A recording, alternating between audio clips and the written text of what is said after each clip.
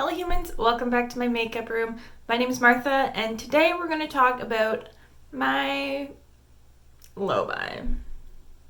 Now, instead of a low buy, I've decided to call this series Makeup Rehab. I've stolen this title from Mia's Virtual Vanity, who I will link down below. And I've decided to go with that title because I've tried to do low buys and no buys before and they just weren't very successful. My last no buy I did was last year. It started in July and it went till like the Sephora sale in the fall. And it was successful except for one big slip, which was when I had BoxyCharm, the pop-up sale. I spent a lot of money on that sale. And some were successful purchases, some were not, but I did an okay job, except for that one time. But I don't want this just to be a low buy or a no buy, and then after that ends, I go back to buying a whole bunch of crap. I want to rehab myself. I want this to teach me how to not buy all makeups.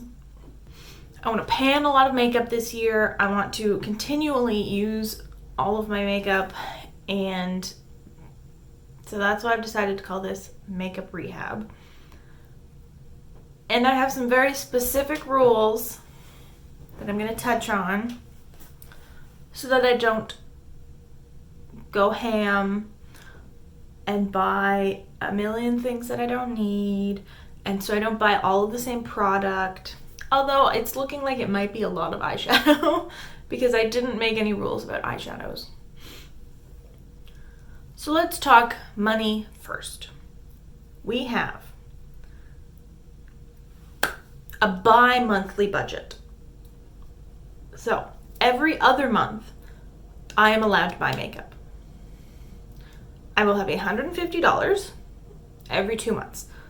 So February, April, June, August, and then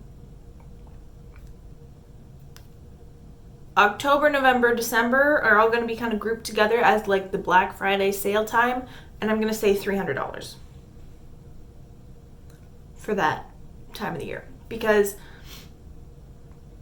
I'll know that sales are coming and I won't want to buy anything. I did pretty good about that in 2020 and I think I can do it again. I'm just going to clump in my budget for what would be October and December and put it all together around the Black Friday time.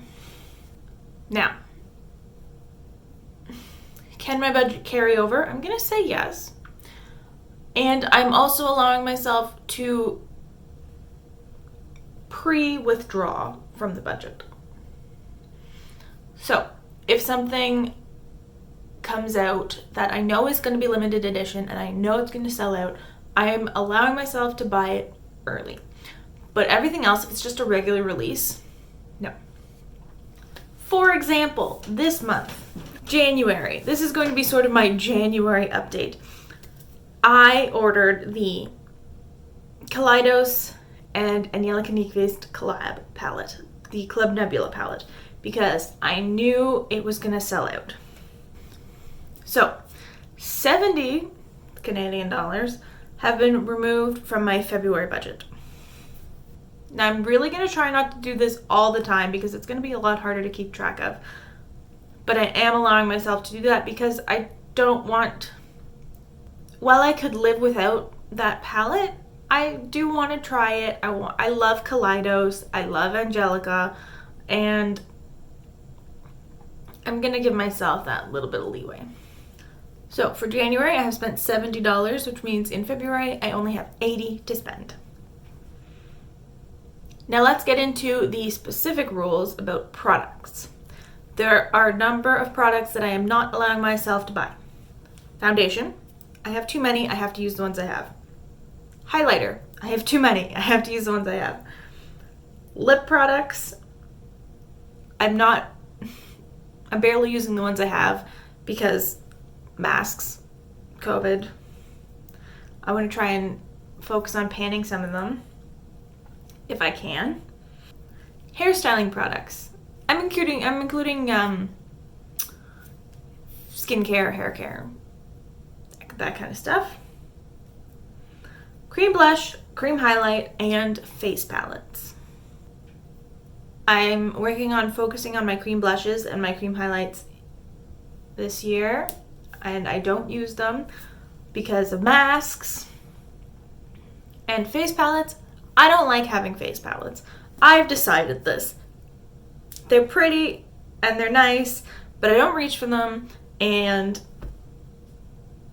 when I focus on it, I feel like I'm neglecting the rest of my collection, because instead of focusing on a single three products, like a single highlight, a single blush, and a single bronzer, I'm focusing on one face palette. And a lot of the times there are products in there that I don't actually like, that don't work for my skin tone.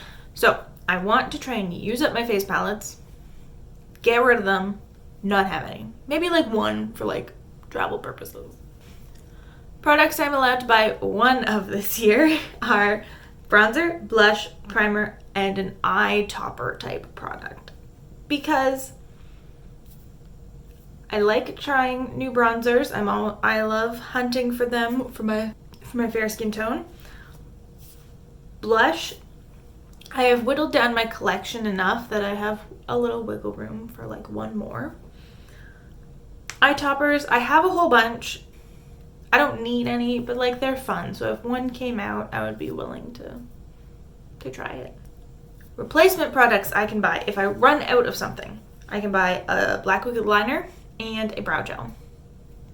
Those are like staple products that I can anticipate myself running out of. And I'm going to add lash glue to that, because I think my favorite lash glue might be drying up. So I'm going to put that there.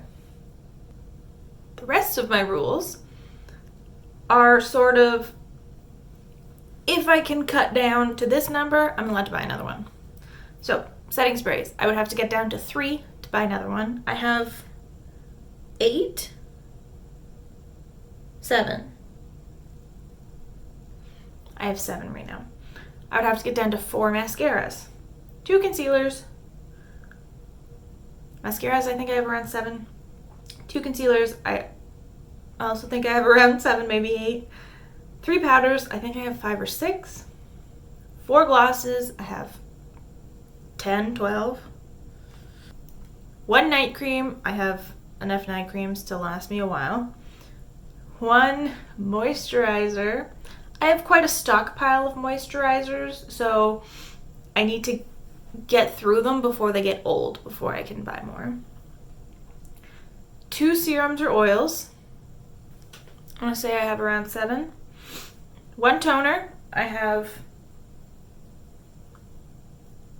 3.5.